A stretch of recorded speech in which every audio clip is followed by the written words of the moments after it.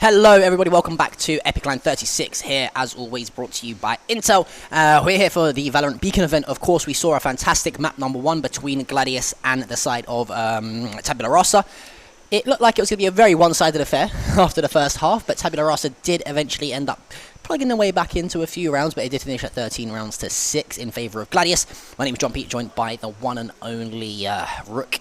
Rook, I mean, that series, it had a bit of everything, really. It had a one-sided affair, then it had close, cagey rounds, it had ridiculous 3Ks, it had ridiculous Ferrari peaks around corners from Pika, and I mean, that's just set us up for potentially a fantastic day of Valorant. Yeah, I think it really has, and obviously it's great to see some of these newer teams really show up, and I think we certainly haven't seen the last of Tabula Rasa, or at least I hope. I think we saw some really good gameplay, and I'd certainly love to see some more. So, yeah, set us up for some fantastic games, and we've definitely got a really interesting one for you coming up here. Obviously, the Goose House versus CSGG is sure to be a banger. I've been really impressed by what this CSGG squad has been able to pump on out, and, I mean, everyone knows the Goose House, right? Yeah, I think sort of the Goose House, the name the Goose House has been somewhat of a staple of the UK Valorant scene, and of course the European scene as well. I feel like everyone's sort of played a 10-man or found an LFG game through there at some point. My second ever Valorant event was casting with the Goose House, actually, so fun fact of the day. But yeah, these are two very, very good teams, and we're going to have a very, very good game. Of course, the Goose House are actually currently the Reign and Epic Land champions. However, it's a very, very different roster from what we saw back then. The only same existing player is actually going to be Mzuu. We know, I think it was maybe about 4 or 5 months ago, the Goose House sort of reworked their whole roster. Yeah. They released everyone. It was only Mzuu that was sort of kept on board to try and build the team around. Yeah. They were originally... So I think the team was on loan from 10-Star. For some reason, and then they kept Mzuu, and everybody else kind of went off their own separate ways. And they had some great performances, the rest of the members of that squad, but eventually it didn't implode. They kind of drifted apart over the years. You know how it goes. Yeah, I mean, it gets a bit stale sometimes playing with the same people, and unless you're not being pushed to the max, or if you're not feeling things are clicking, that's why sometimes team changes happen. One thing I want to mention for CSGG is they're actually going to make a team change mid-tournament, which is ridiculous.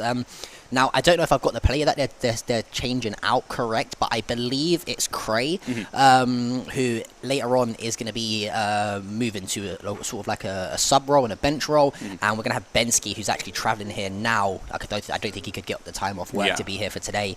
To pick up from him, and that's a big pickup for them. Bensky's a very, very talented individual player. He's got experience in sort of this level of competition, and probably got experience at a level slightly higher than this as well, in the likes of being a part of the ESL skirmish event they did back in the day. And they've got the likes of Hypers on this CSSG team as well. You know, not to take away from the likes of 2% and Jake's Tomo and Cray, of course, but those are the two players that I'm really excited to see play. I've known Hypers for a while. I spoke to Bensky many a times, and these are two players that just love Valorant and they love to get better. But as you can see, we've actually got the veto process come up on our screens here, Rook, and oh my days, can I pinch myself? We're playing a best of 1 on Breeze. Yeah, I mean, I think CSGG as a team are perfectly fine with that one, right? They're very happy to play this map, they are. I was not. I'm very surprised to see it in a best of 1. Getting that Ascent banned away right away. Yeah, I mean, the fact that Fracture was left to the last ban as well. Listen, these are two teams though that have played very, very good levels of competition. They've both played and probably will have a very, very wide span and a wide variety of map pool and map veto, instead of comparison to some smaller teams that might only want to play Ascent, they only want to play Bind or Haven or whatever. So it doesn't surprise me that when we see these two teams face off, that they're a little bit more widespread and evenly spread. Coming into this though, the Goose House, I feel like they're going to probably have a little bit of a point to prove. They're what seed are they coming in at? I can't remember what seed they were. I think they're inside sort of like our... I think they're 7th. I think they're at least in the top 8 seed, and I think it's around that mark rings a bell for me for some reason. I'm not too sure why. But they're gonna have a point to prove with this new roster coming in. I don't think they've performed the best across the Beacon events thus far. Not comparison to what we're used to seeing them perform like in CSSG. A bit of a new remodeled worked roster as well. Obviously going to be making a team change halfway through the competition. this is going to be a very, very evenly based matchup, and I'm really excited that we get to see a map like Breeze as well, which is so heavily team-based. Yeah, I'm really excited to see CSGG there as well. In particular, I'm really impressed whenever I kind of see how much work Shano's doing behind the scenes as their coach. He's been absolutely fantastic. He's been vocal on Twitter, and he's been talking about what he's been doing with the team, and he's a lovely fella as well. So I'm really looking forward to seeing how well this team's going to do, and especially with that added firepower from Bensky, I think this team is potentially one of the dark horses of the tournament. Will they win it all? Maybe not. It's going to be easier said than done with so many great teams here, but I think that they can certainly put up a great performance, maybe pick up maybe second or third. Yeah, I mean, listen, at the end of the day, we never know what's happening. Actually, Bensky's actually in the game. Oh, he's here. Bensky must have arrived. Either that or he's playing from home for the first game, and maybe travelling down later. Got 42 pings, so maybe. So Cray is playing. I'm not too sure who. I must have made a mistake here. It's not Cray that's sitting out.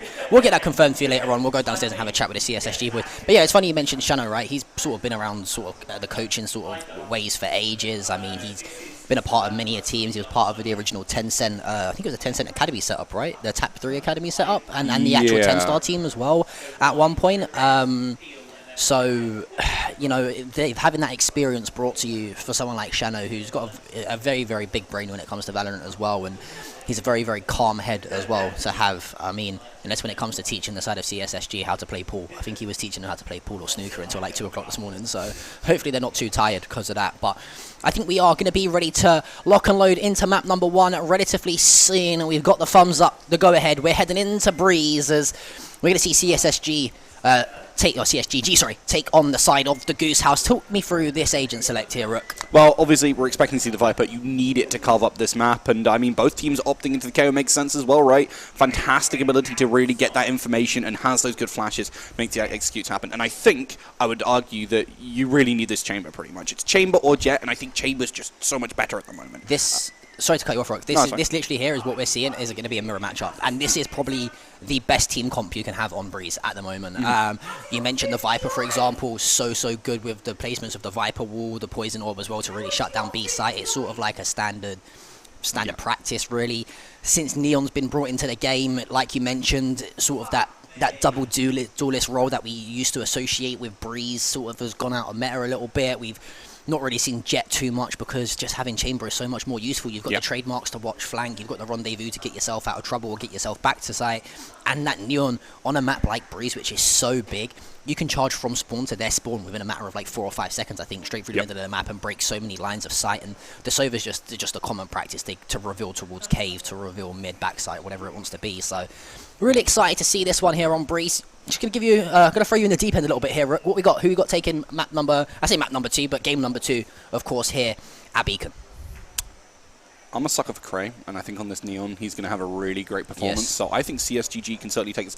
I didn't know that Bensky was playing, but since Bensky is playing, I think they take this. I think this is going to be the first upset. Yeah. I think you know, Bensky is a player that can bring so much to a team. That experience, like we said, he's one thing I love about Bensky is he's very comfortable on multiple different agents as well. He offers so much versatility and variety to the team. He doesn't mind playing controllers, he doesn't mind playing a sentinel if he has to. He's got the ability to sometimes pop off on a duelist as well, but he has been looks like he's been trying to play that controller role for this side of CSGG, which, you know, it allows the likes of Cray to get really explosive on those duelists like Neon. You've got Hypers as well, who's a fantastically smart player on the likes of a sentinel, in particular Chamber, and then, you know, there's not too much real pressure on the likes of 2% and Jake's Tomo as well to really pop off on the Sova and the KO. They can just sort of fill in the gaps slightly, but here we go. You're going to kick things off here. Round number 1 on to Breeze, and look at the aggression already from the side of the Goose House. Marky, he's already up basically onto B site.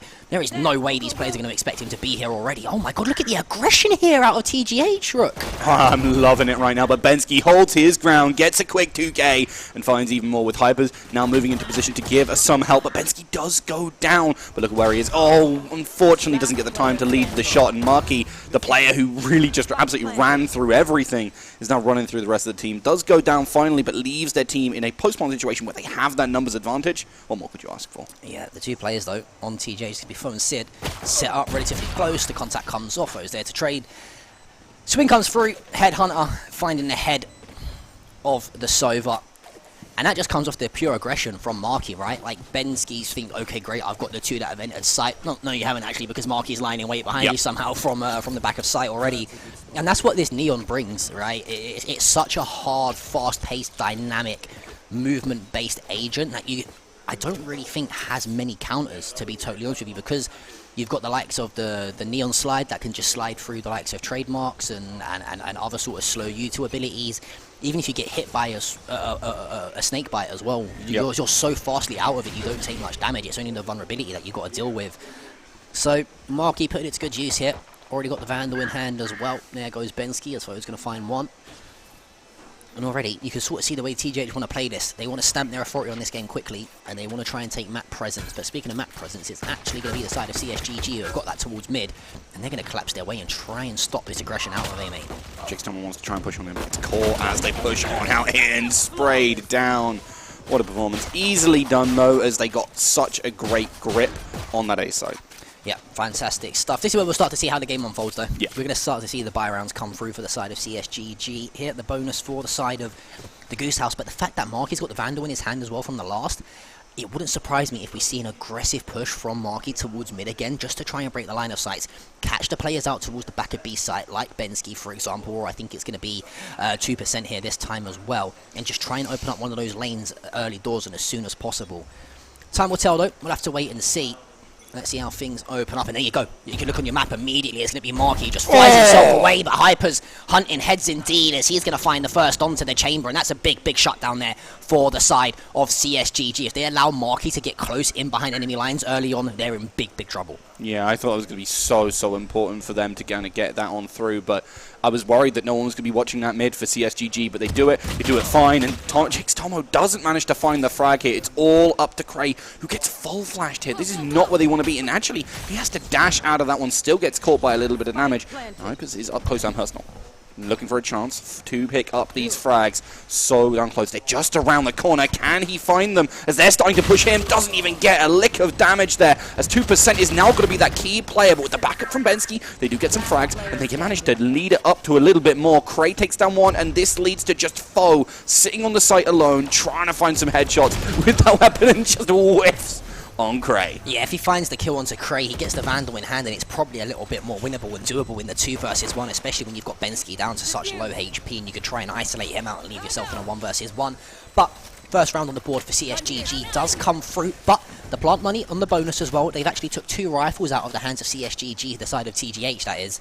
And that's not the worst of situations to find himself in. They're going to have a lot of investment into this next round, to say the least. You've got, you know, Jake's Tomo and Hypers, for example, who both are full, and they're not going to have the money to really buy into this. It's probably going to be the HUD Hunter for Hypers, and a Force Buy comes through with just a half armor for Jake's Tomo, so they're going to invest fully into the round 100%. I think we are going to see a tech pause as well on the 10-second mark, as we have some issues with the communication platform for these players. I think it's TGH in general. But let's take a little look at the score while we wait. Sid starting off fantastically well, 4-1. Marky 4-2. I think the big talking point that we're going to have Rook is that battle in the middle of the map. I think it looks like it's going to be Hypers on that Sentinel of the Chamber who puts, tries to peek out with the Headhunter or the Vandal, whatever his weapon of choice is, to try and stop that aggression from Marky towards the middle of the map. And if you know, Hypers can keep winning that engagement, it shuts down sort of one of the main reasons for success that we see TGH have on a map like Breeze, just because we know how aggressive Marky likes to play. Yeah, I'm really excited to see some more as well on how they adapt to that, because obviously as soon as you put in Hypers mid, right, then it's even more worth it to contest that mid. Do they put more players? Do they invest a lot more utility? How on earth are they going to try and counteract that? Because obviously if Marky shut down, I mean, it's not the be-all, end-all, but it makes it much, much harder to actually get onto these sites. It can be so difficult sometimes on this map, especially when it's so big, with players just able to kind of box you out. But at the same time, right, you've got these long-range abilities, you've got the information you can kind of get from the Sova that can give you at least a chance to pick that one up. I think the issue that a lot of teams have when they have a Neon is the Neon is just so much faster than the other champs, or the other agents, sorry, that they have on their team. And, you know, like Marky here, for example, he's already halfway down the middle of the map before the Viper Wall gets there to cover him. So, you know, it's just sort of going in dry peeking, really. There's no sort of util to play off. You just got to back yourself on pure aim. But, you know, 9 out of 10 times, I would say Marky would do just that. Headhunter, though, in the hands of Hypers once again. Can't find Sid towards the bottom of the tunnel, or tube, should I say, rather. And that's just going to be, for the first time here, a little bit of foot off the gas for the side of TGH. No hyper aggression, you could say, just yet. Taking a bit of map presence, better map control. Keeping the side, though, of CSGG guessing here by the seams of it, Rook. Yeah, I think it's good, honestly, that they didn't just have Marky run down here, but also it's pretty good for CSGG if they can deny Marky a chance to get aggressive if they've got in his head. That's very, very important too, but I think TGH should just shifting up their style for now. Well, there's nothing wrong with that, you know. Yeah. I think it's something we see some of the best teams in the world do. You know, we talk about sometimes, you know, the best teams in the world just being able to out-aim everyone, but not only that, you've got to be able to have a bit of a change of game plan when things, you know, when push comes to shove and things aren't working. So, Marky now, though, looks like he is going to start to engage on towards the site. It's going to be Bensky lying in wait, though. 2% finds one, finds the second, but not before JKG can trade it out. So, 2-for-1 trade hit. Spike does go down in the hands of Foe. Sid creeping behind enemy lines, got to land those. He does eventually. It's going to be Cray who falls. JKG does drop, though. Unfortunately, that Viper, Sid, you've got to try and get yourself over towards that site and work around in that Viper's pit if you can, but I think it's a little bit too late. He's going to have to just try and delay it as long as possible. Foe does fall. And although Sid finds one, it's a very, very tough spot he finds himself in. Pop flash around the corner, 2% finds the triple. And that's going to be the second round on the board for CSGG. And the first buy round heads over to the side of CSGG. That should force the economy to slightly drop off here for the side of the Goose House. And I think we've actually got a bit of a few sound issues going on, so we will try and get those fixed as quickly as possible for you. It's esports, it's LAN, right? There's no such thing as LAN without tech issues. I know I have many friends who are admins and tech support, so they will be like, I'm glad we don't do that anymore because it is a very stressful time. And it's always us casters that get blamed for it as well. Yep. It's always us. I mean, people are always like, oh, start the game. No, we literally have to wait. I literally, if you look at I have no keyboard here or mouse. I have I have a monitor and I have EPIC notes and a Lucasade. Yeah. That is it. Yep. Like, I have nothing here, so don't spam the chat about us, alright? It's not our fault. You can at the Observer, but it's not even his fault either, yes. So... Leave Jay alone. No, Jay's a great guy. He's a boy. He's our boy. If you notice, actually, if you guys are paying attention, when you look at the abilities, it actually spells out his name. He's done that. It's cheeky little Very smart. Very smart. You know... It's branding. It's branding. No such thing. All publicity is good publicity. I think that's the saying, right? It is the saying. I don't know if I still agree with it, but, you know. Trust me, I haven't had much bad publicity in my life. But anyway, we are going to be heading back into the game, hopefully relatively soon. We do apologise for the break, but let's talk a little bit about the latest stages of the competitions. Of course, we have the best of one stages today, which I think run up until about 7 or 8 o'clock tonight, yes. I think. I think so. We do have a best of 3 today. Yes, we have one round of best of 3, so you will see a best of 3 on stream. I think that's scheduled to start at 8 PM, which I really hope I'm on for because I love best of 3s. I love building the storyline and the narratives behind it.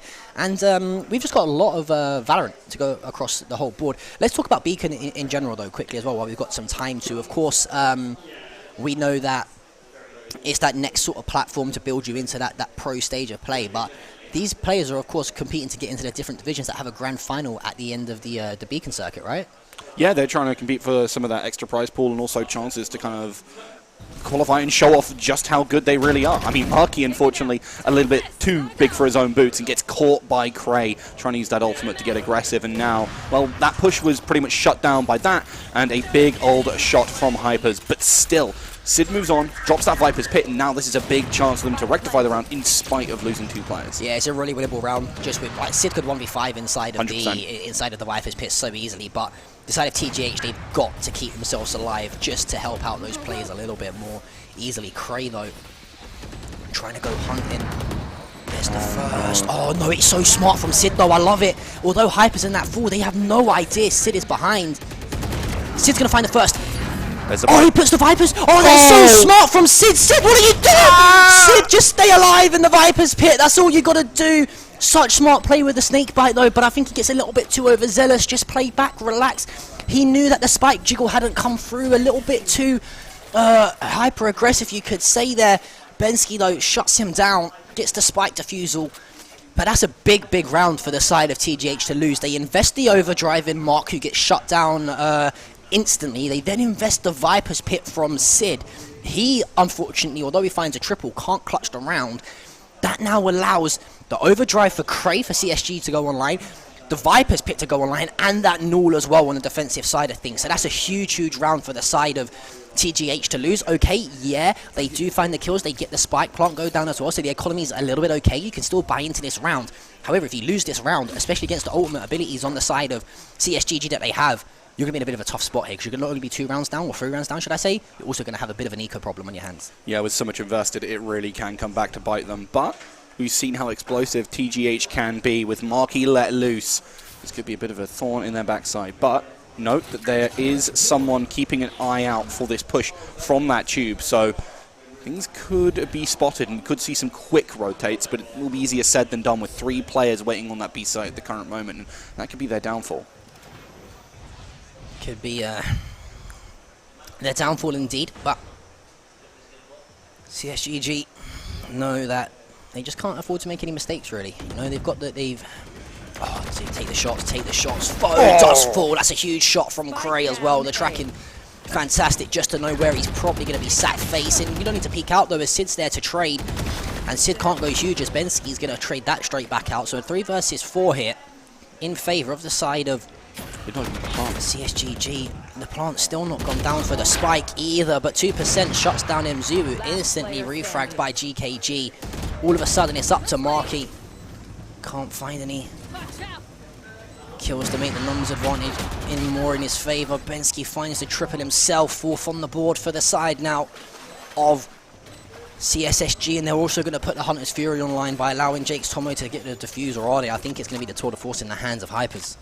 Yeah, really, really good heads-up play, honestly, here from CSGG. Just going, okay, we don't need to be too aggressive. Even though we lose our Neon, we got that spray down. We denied the plant. It gave so much time. Time is so important in this map. Because it's so big, because the rotates take so long, CSGG, first of all, they rotated very early. They made a really great call on that. But because of denying the plant, that also meant that people had to play around. There were no longer any walls in the way as well. No smokes that could really deny those lines of sight. And we saw what happened, right? When you try and plant with no utility to back you up, it all falls apart. And they all fell down as a result. Now, I think there was, I don't even know if they used 1 ultimate in that round at all. I think they may have used 1 and generated 1 at the same time. Still a massive advantage in terms of eco in ult, and also now in the guns. Yeah, timing is of essence, right? Like, it's such a huge thing, not only in terms of, oh, you might get bad timing for a kill, but also just delaying and wasting util, like you mentioned. To deny the spike plot was huge. He knew he had 2 or 3 players over towards CT. 1 was trying to push up as well towards Tube, so it was just a matter of buying time for his team. Although the Viper's Pit is invested from Bensky over towards the B side, it is going to cause a little bit of problems for the side of TGH, but none that Foe can't handle, as he's going to find the first spray down through the actual Viper's Pit towards backside as well. I think he was tracked, though, from the recon dart. It's going to be Bensky to find 2. There's going to be Mzuu and Foe who falls. I'm not too sure if 1 player actually eventually got onto the site. 2 of them actually have it. It's Marquee and GKG. Bensky's got to go huge here. Can he find Marquee? Yes, he can. Oh, the Viper's Spit going to come out as well, as Mzuu eventually does fall. That snake bite usage, though, for Bensky, so smart. He falls, however, but it doesn't matter because Hypers is there with the Operator and the Headhunter to find the shots. GKG falls 5th on the board now for CSGG. Yeah, really in play. I'm impressed by how well Bensky played around that, honestly. The thing you've always got to keep in mind, right, is just how good Bensky is on so many different agents, as you kind of talked about before. And this Viper here, playing it so well as well. It's not just like, oh, he can dabble, he can play a couple of them okay. He can play all of them really, really, really well. Yeah, and I mean, I love him on an agent like Viper as well, because he's got such good raw aim ability as well, and he's a very intelligent player. So, you know, the Viper is sort of a perfect mix for him, you know.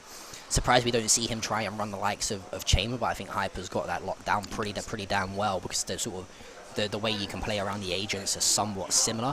But in terms of just knowing when to pop your smokes, when to put your walls up, the poison of knowing when to snake bite as well is just so smart. And I mean, look, let's be honest, Viper isn't the hardest agent in the world to play, but it's very hard to play it good and very well at a high level, and that's one thing that he does fantastically well. So definitely the catalyst thus far for his team.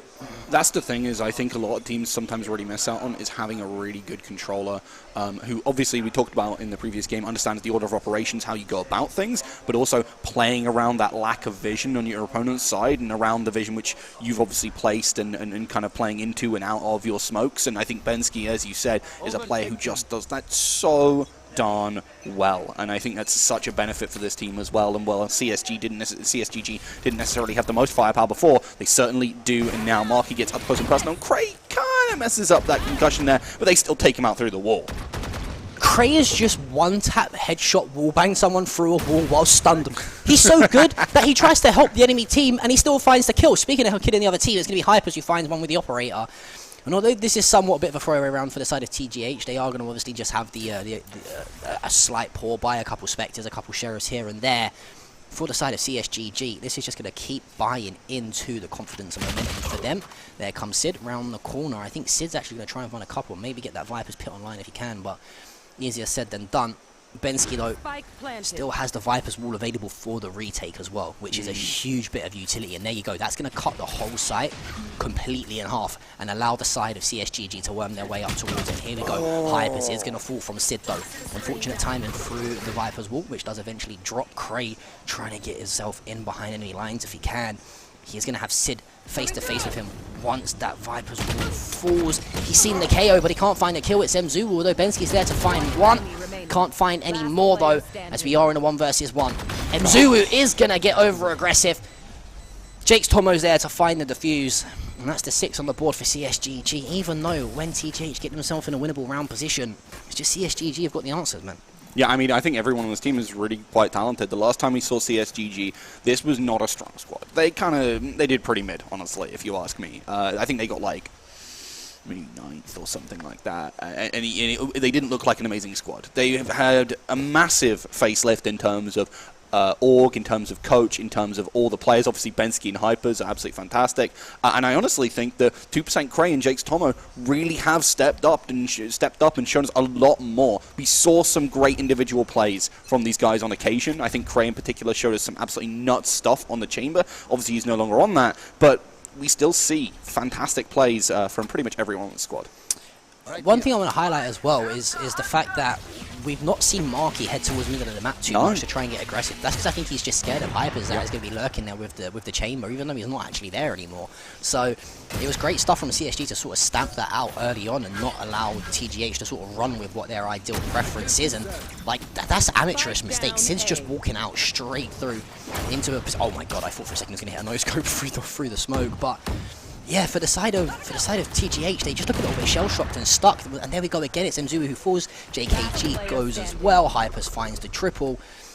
And to be totally honest with you, TGH, they just look so uncoordinated, Rook. It's almost like they've never played a game of Valorant competitiveness together. Like, they looked good for the first few rounds when they were getting the aggression. But as soon as the side of CSGG adapted to that, it's almost like they've run out of ideas straight away. That is exactly what I was going to say, right? In terms of the level 1 strategy, TGH have a really great level 1 strategy. But go beyond that, they didn't really have anything to build upon, didn't have any way to play around it. And honestly, they could still be running that level 1 strategy. Yeah. I think you should be letting Marky loose in that mid, putting util towards him, giving him a chance to kind of play around it. Let Marky go wild. He's 4-8. But 4 of those kills came in the first 2 rounds. Like, he pretty much set up the entire thing for their team in those first 2, and from there, he's just kind of been left to the wayside. You need to give him the resources to succeed in his job. He's not pushing up high here. Sure, he's got a weapon disadvantage, but he could be doing so much more. Imagine he was in their backline, giving them all sorts of grief. And they've waited so long that now Cray is holding such a minute angle that he probably finds 1 or 2 kills here towards mid. He's just lying in wait, and yeah, I think it's just become a little bit slow and a little bit predictable as well for TGH, to be totally honest with you. And here we go. Okay, and Marky finally gets up towards Nest, but guess what? You've already got Hypers that has rotated to hold towards CT. Jake's Tomo's pre-aiming exactly where he should be, over towards the top of bridge, should Marky want to sort of advance any further up. And the side of TGH, they're completely stuck. Like, they're completely stuck in the middle of the map. It's all up to Marky to try and make a play with a Sheriff. And if the side of CSGG just hold the default angles that they should do, then they should win this round relatively easy. This is what you need to see though. Finally, Sid going to start to aggress out. What you want to see is Mzuru try and get the information and peek off him, and then Sid play off that contact. Sid, you've got to play off the contact. It doesn't matter though, because Mzuru's there to find the first, and finally, the first door has finally opened for the side of the Goose House, and it is going to be a plant on towards that A spike side. Now, CSGG, they have got more than enough utility to work with. However, they have got foe for the side of TGH with the Viper's Pit available, and he's got a Spectre in his hand. If you're TGH here, do you invest this quite heavily in and try and win this round? Because this is a huge, huge round to win. I think you need to win this round, otherwise you're getting so little on this half. Sid is in a really interesting position here. Does have that Viper's Pit, as you said, but is not in a position to use it, really. Really wouldn't want to invest it in this position. 2% pushes out and actually manages to catch so darn much. Bensky and the rest of the squad are shutting him down. Foe, yeah, you've got this tour de force, but unfortunately, you're just not allowed to get a single thing going. It's just such good retake play from the side of CSGG. Even there, like, you know yourself, you've got one of your players that are towards double door, right? So he's got the majority of the information towards backside to say, okay, there's no one here, where could they be? So where does that recon dart go from the Sova? It just drops straight onto the set of stairs by Switch. What does that do? It reveals two players, easiest kills of your life, and all of a sudden you're playing a 5 versus 2 retake as opposed to a 4 versus 4. So the side of CSGG, their util placement and their combinations at play as well to sort of really have these agents that are complementing each other really, really well. How many times have we seen Bensky pop a Viper's Wall on the retake, for example, and then the Sova Dart comes through and we see sprays go through the smoke, or we see the likes of Cray, for example, get really aggressive behind it and try and cut off sort of a line of sight. It's working fantastically well right now for CSGG, and the Goose House, they've got to try and find some sort of answers to this CSGG gameplay, because right now it's just being shut down every single time. But they have stopped Cray though, and they have dropped Bensky, which are two huge kills here for the side of TGH. Yeah, I mean, CSGG, they're moving in concert, but right now, unfortunately, maybe an intermission.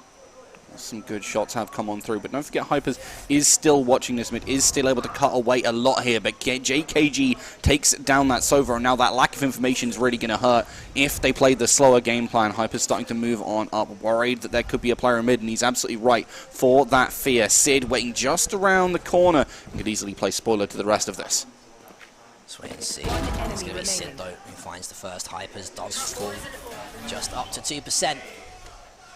Probably a little bit less than 2% worth to deal with, as he is going to be in a 4 versus 1, making a 3 versus 1 though, as he does find Mzuru. Sid's there to find the refrag, and we could be looking at potentially an 8-4 or a 9-3 half here. And last round in the half. I mean, look at the ultimates, right? 4 ultimates on both sides. Not bad. This is going to be a heavy hit round, like last round of the half. So much to invest. This is going to be peak Valorant, right, where you've got all the different effects plastered over absolutely everything. So shout out to our observer, honestly, who's been killing it and catching all that stuff. I'm going to be looking my observer dead in the eye and saying, my friend, good luck in this round, because you are going to need it, because there is going to be flashes, there is going to be neon walls, Viper walls, Sova darts and drones, the lot to try and follow. So let's wait and see how it unfolds. But I really like the fact that Shano here, the manager, the coach of CSGG, has decided to take this time out in such an important round. You look at 9-3, okay, bar the 9-3 dramatic curse is a lot better situation to be headed into than 8-4 at 9-3. If you win the first round and you win your buy round, you're looking at yourself being on 11 rounds before they even get a chance to buy in. If you're on 8-4, however, and you lose those first 2 rounds, all of a sudden you've gone from being 4 rounds up to only being 1 round up should they win their bonus. So it's a big difference how different 1 round can make in a game of competitive Valorant. So it's very vital that they try and get something in this round. Yeah, I mean, literally, 1 round kind of counts for 2 because you didn't get it and they got 1, so simply but that's what I mean. So, like, if you think about it, like we mentioned, if they go in at 8-4, for example, they lose the pistol, that's 8-5. They then most likely will lose the anti-eco, which will make it 6-8. However, if they then lose the bonus, it's going to be 7-8. They then lose the eco round again, and all of a sudden you've got a tied game within the matter of losing 1 round in the last round of the half. It spirals. So it's the domino effect, right, on Valorant is really crazy. But here we go, TJ is going to try and storm their way on towards that B site, but they are running straight in to Bensky. But I love the fact they followed the Sova drone, though. It allowed so much avenue for success because Mzuru is going to instantly shut him down.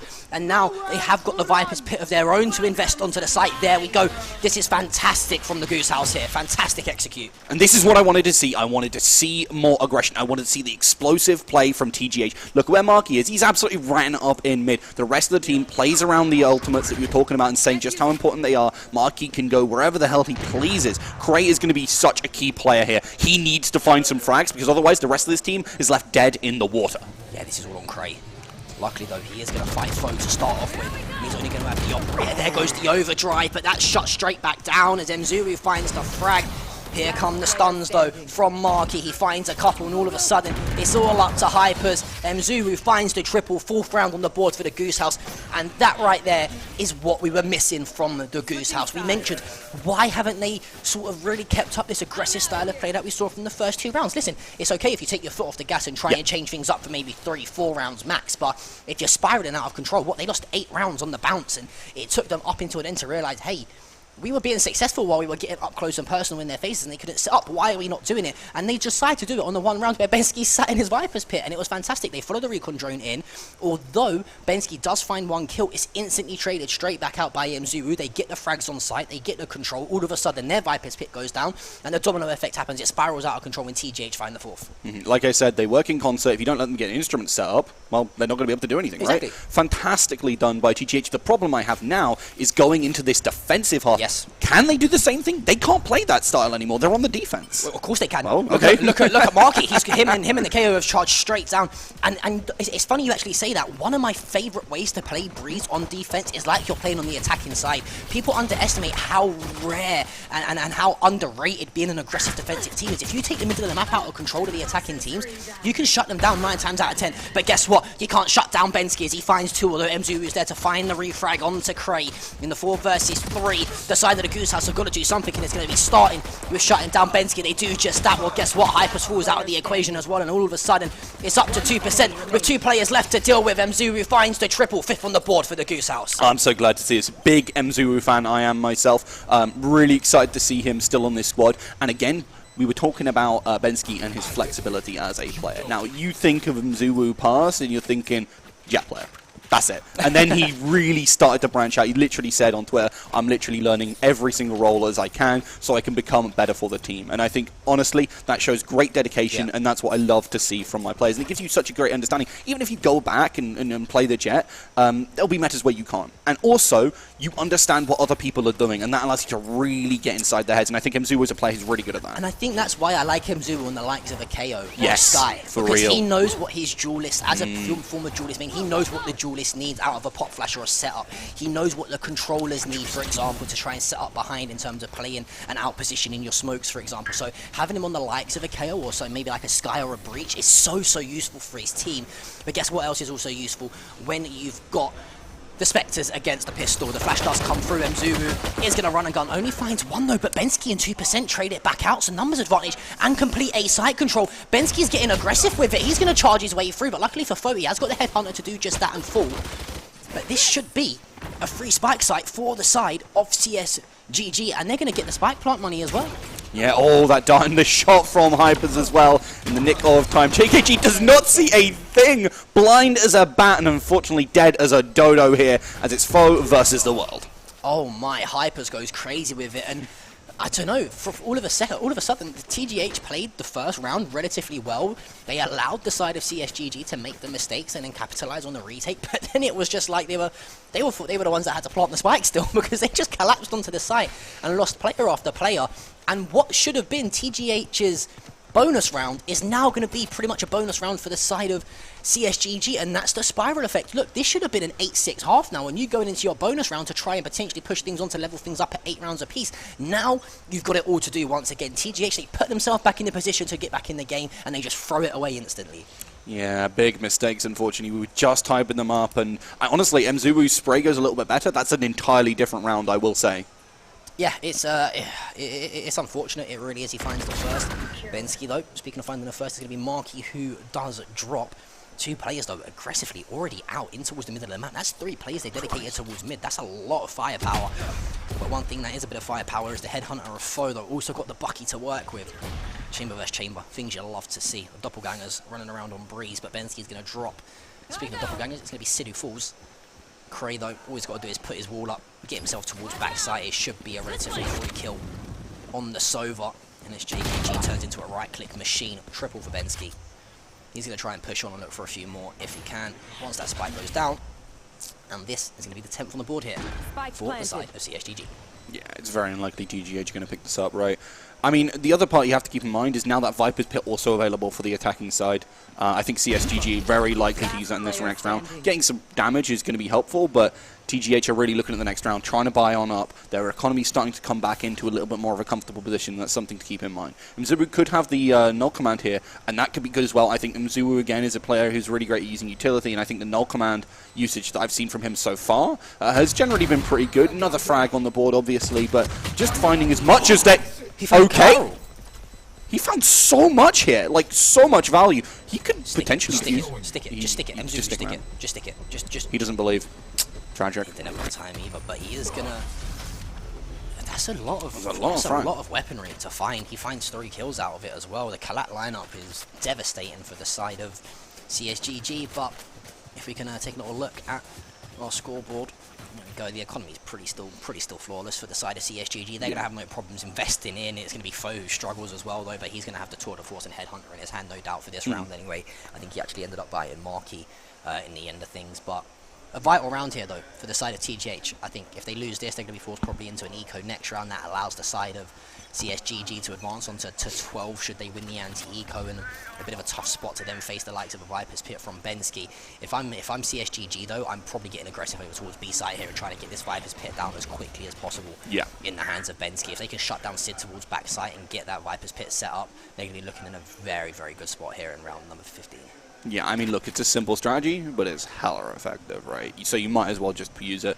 The wall is in place, so they can easily cut off the majority of this. A great usage of the Viper's Bite, but Cray is up, and Adam actually gets such a good angle onto Sid there. And now with that Viper dead, that's going to make that retake even harder. Cray's going to have to sprint out of that one or go down, but actually just peeks out and takes down Mzuru. But the follow-up frags are the most important things there.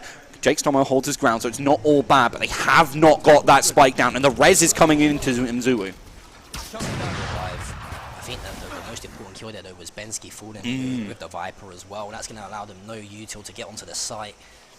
I think Hypers has got to try and get aggressive and try and find a peak with the operator.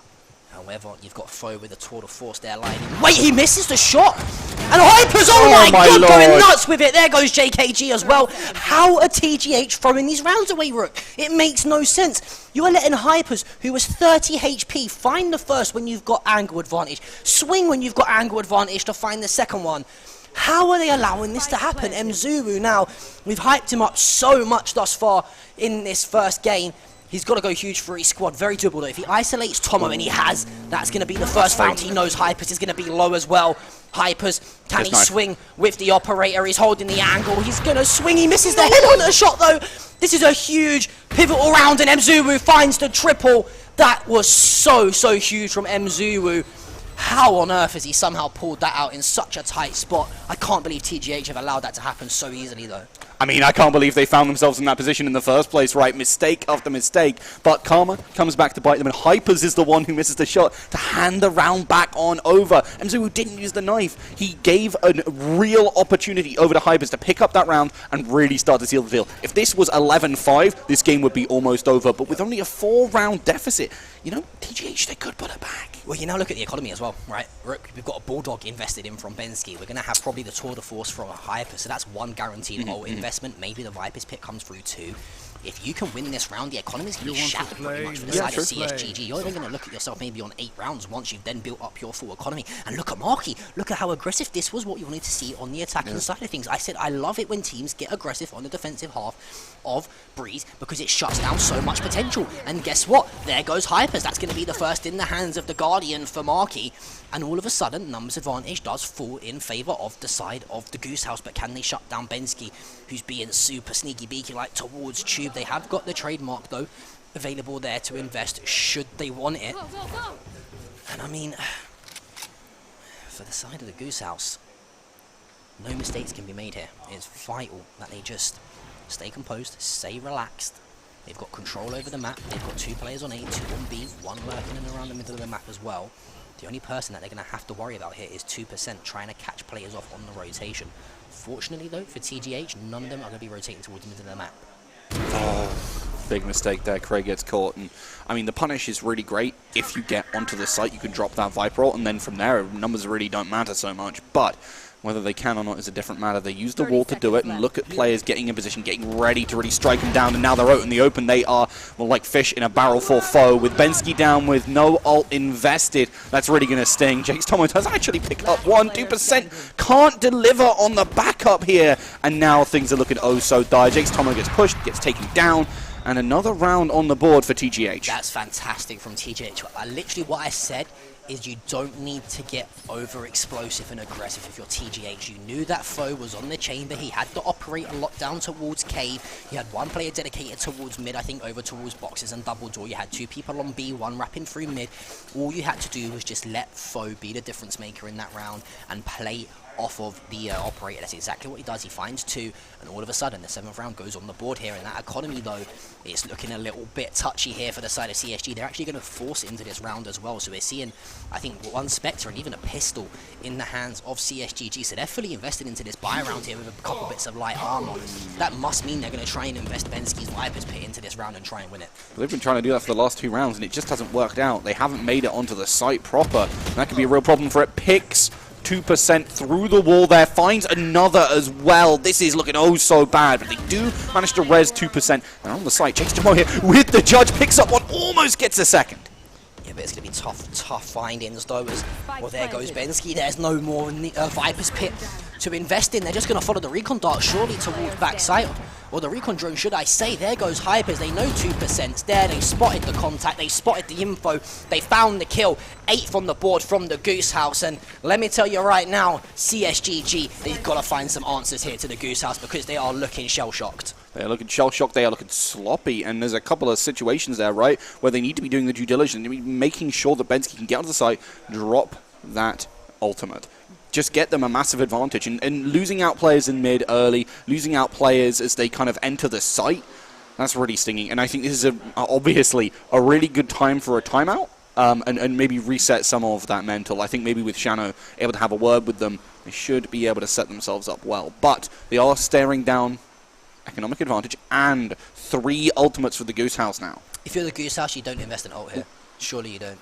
I mean, you could maybe... You don't have to. You don't have to, right? Like, unless you really need to win this round. Yeah, absolutely. Like, if you need it, use it. I mean, the only thing I could think of maybe investing is the Hunter's Fury. If you, like, recon spot, like, 3 players and you just want to try and, you know... Blast them. Just chunk them up and try and get that ult back as quickly as possible.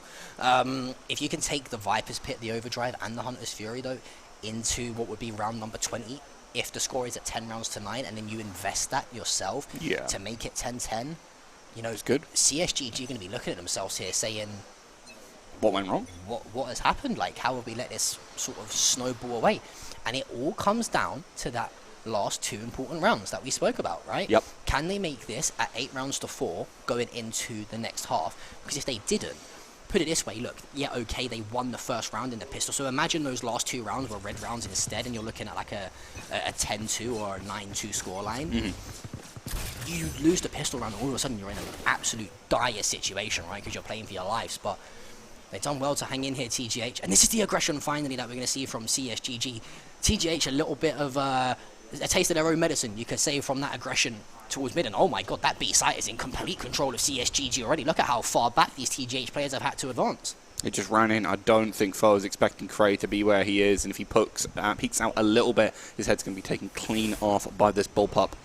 The setting Foe for it, tries to find the frag, but unfortunately doesn't get the spray, doesn't get the burst quite how they want to. Concussion tries to go through, but Foe is holding their ground, not hitting the shots importantly, and CSGG, they do get the plant down, very key here.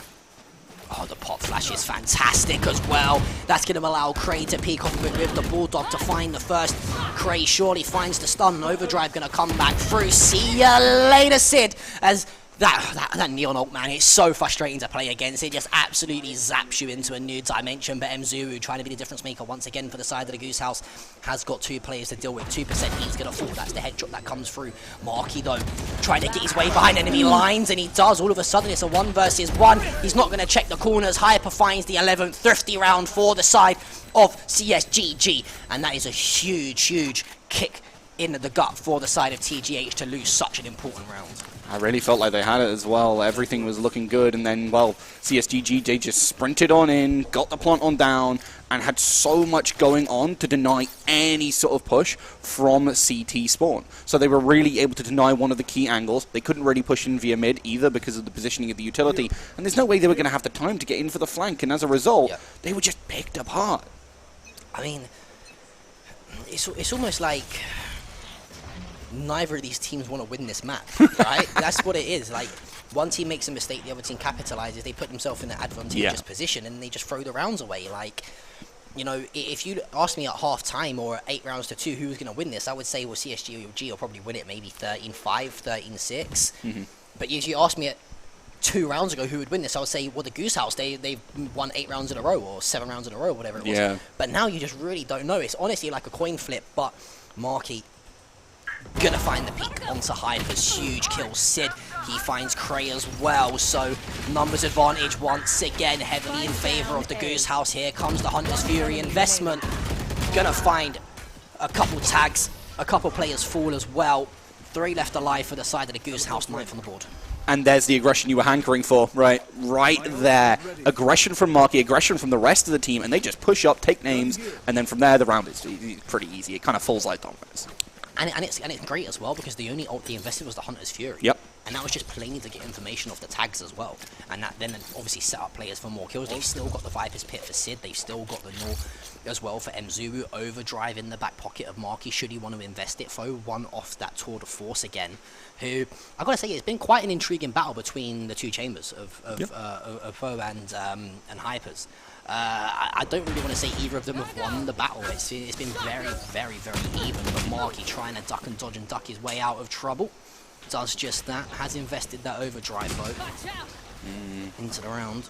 Not overdrive, sorry, it was just the Craig's going to find the first. So, numbers advantage heavily in favour for the side of CSGG, and Marky falls to the Sheriff of Benzi, and Sid gets caught out mid. It's just another round that TGH is just thrown away because they're trying to get too aggressive on the retake, and all of a sudden you've left yourself in a 2 versus 5, making a 5 versus 1 as Hypers cleans up shop with the triple, and we are now on to match and series point for CSGG.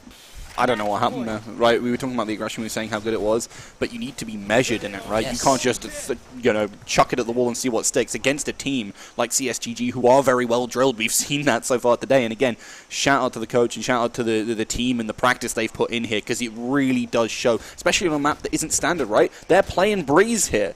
I would love to see what some of their other maps look like. I'm so excited for this squad. I think one thing that comes to mind when we talk about TGH is just controlled aggression. Like, they either go full steam ahead like a ball in a China shot. They never have that balance. It's not a scale. They never have that balance, right? In terms of like okay, let's edge our way into positions and then explode onto the site. It's always like let's explode into our positions and then play slowly onto the site, or let's just explode onto site. It's never like I don't want to say and throw too many shots and say like it's not calculated, but that's almost what it feels like. It seems like there's a little bit of miscommunication going on, a little bit of sloppiness and maybe complacency coming into this, playing against a newer CSGG side. But you got to say though, CSGG in particular, the 2 players we mentioned, Bensky and Hypers, they are playing fantastically well, especially Bensky in that new position, that new controller role for the team on the Viper. Looks very comfortable on it. For the side of the Goose House though, they are going to have to fully invest into this, of course.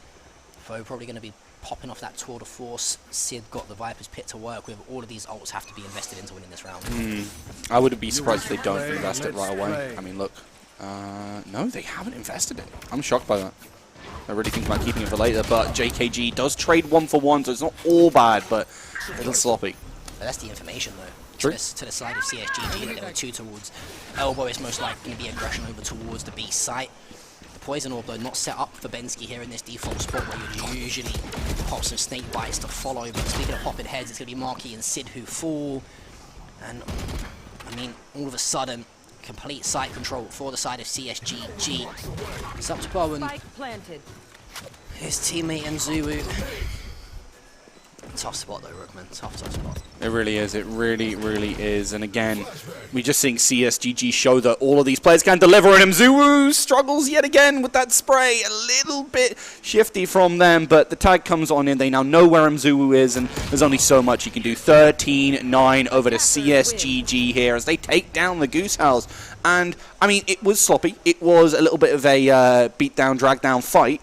But at the very end, CSGG did show us some really great communicative plays. Well, that was the close game that we thought it was going to be, yes. Right? True. I mean, I think the Goose House are going to be a little bit disappointed with themselves. You know, like, I know him, I mean, I spoke to Mzuwu a little bit. I know he holds himself as a very, very talented player, and he hates to lose. He loves to win. It's the standard competitive mindset. But, you know, I'm fortunate that TGH, I think they've got a few calm heads in their camp. True. So they'll look back at this. They're a team I know as well. I've seen them lose before, and they've come back and rolled a team 30-0 the next game. You know, like, they'll learn from this. Hopefully, they'll go back and watch. Okay, what mistakes did we make? They'll probably look at that mid-map control on Breeze and address it, because I think that's the problem that they had was once the side of CSGG put the likes of, I think it was Hypers for the first like 5 or 6 rounds into towards the middle of the map, they really, really struggled to adapt to it. They didn't know what to do. And it wasn't until the later stages of that first half they thought, okay, maybe we should try and get a bit aggressive towards mid again, and it worked for the final 2 rounds. So hopefully they can adjust that though. But CSGG, Rook, they look very, very good. Yeah, they really do. Again, shout-outs to a player who probably went a little bit under the radar in Cray. Did go 14 and 17, which is not the best stats, but 7 first bloods to their name. They are a role player. You know, normally these duelists, they don't have to be, right? But he's entry fragging for the squad, and he's doing a fantastic job of it. I was just about to say, like, one note I've got here was complimenting their retakes and their initial setups. Each individual player knows their role and their agent like the back of their hand, and their agent sort of comps complement each other so well. You know, you've got a very good aimer like Bensky and Hypers on 2 a little bit more relaxed agents that can be played either aggressively or slower paced, and then you've got a very confident hyperactive player like Cray on the duelists. Like Neon, you've got Jake's Tomo, who's a very intelligent player in terms of his placements for his U2 on the recon darts or the recon drones, and then you've got 2% who is just happy to do that dirty work and either find those entry picks or be the first to die if it means getting a bit of info for his squad. So the side of CSGG, they really complement each other so well. And you know, coming into this, I said yesterday on Phoenix Show that if there's a team, you know, outside of the obvious teams that could win this event, I had CSGG right there 100%. Because I said, with these new additions to the lineup, now that they've brought Bensky in as well, that's just going to be another solid player and a bit of experience into their camp. They're going to be a very, very hard team to beat, to say the least. But speaking of teams, we've got lots more action and lots more Valorant to come up for you today. We're going to take a short break, but when myself and Rook are back, actually, I don't think it's going to be one of us, and I think we're going to have the one and only infamous Eternal J joining us on the desk after this short break. Don't go anywhere, because the Valorant Beacon circuit will be back after a few minutes.